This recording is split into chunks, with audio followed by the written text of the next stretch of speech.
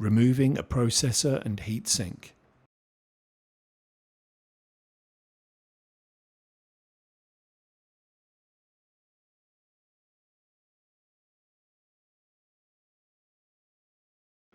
Remove the top cover.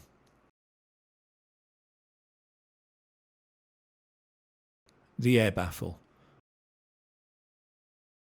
Fully loosen the Torx T30 nuts on the PHM, following the removal sequence shown on the heatsink label. Push the anti-tilt wire bales inward. Carefully lift the PHM from the processor socket.